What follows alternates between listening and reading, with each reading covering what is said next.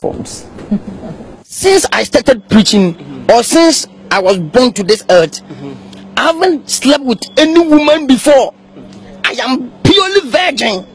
Because of this, when I pray to God, it goes straight to God, and God answers me directly. It's not easy. So you are a virgin? Yeah, I'm a purely virgin. Have you ever kissed a woman before? Oh, kiss there. I've kissed with a woman before. Let me tell you the truth. Next year I will marry.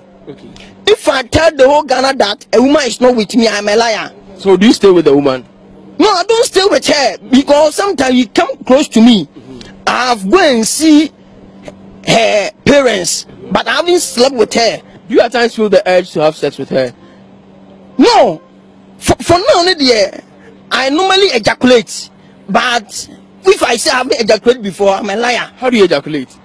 Hey, when I'm about to wake up around 5 a.m., 4 a.m., when I'm on my bed, I see that I've ejaculated, but I haven't slept with a woman before. You mean erection? Like yeah, erection. Okay, because that's different from ejaculation.